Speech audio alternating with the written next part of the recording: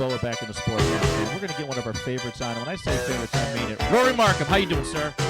Hey, how's it going, Bo? Good, man. Listen, there's a lot of going on right now in the mixed martial art world. There's so many directions popping up. And there's one conversation that we talked to Reese Andy about, Tara LaRosa about, and just a whole list of, professional fighters. I want to get your spin on this because I know you're passionate. You're not a quiet guy, but on this Kimbo Slice, bit of reality, we want to get your spin on it and break it down.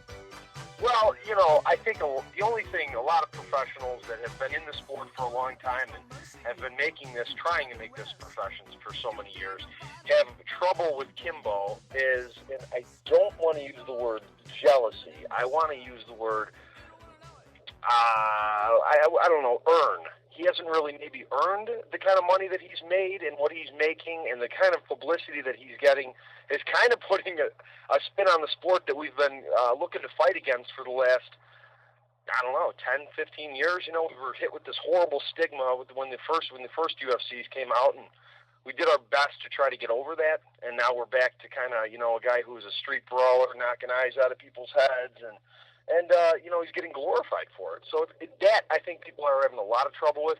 At the same time, let me say this to clear up everything. I know Kimbo.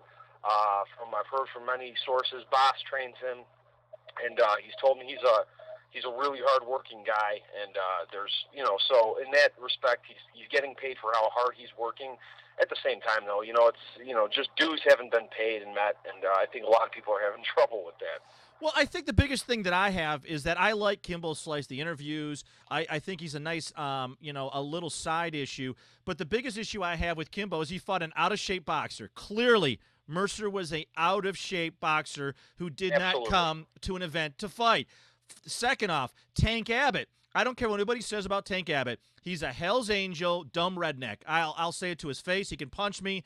He's not the style of mixed martial arts that has been changed over the years. The poor, I know Tank is a legendary figure, but he is a very bitter guy, very hateful, and he does a great job promoting that. So you got to give, Tank credit. But Tank has been collecting Social Security now for 5 years by pay-per-view. Every time he shows up, the dude gets dropped every time he shows up. He's clearly fell down. Kimbo didn't even hit the guy, and he fell down at his feet.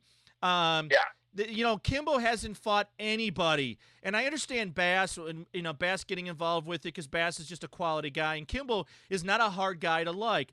But for the amount of money that people are shelling out to watch Kimbo, beat up bums, it's not worth it. If Kimbo was fighting Tank Abbott on the UFC regular non-paid per-view or in the IFL, it would be different. But Kimbo is demanding top dollar for nothing.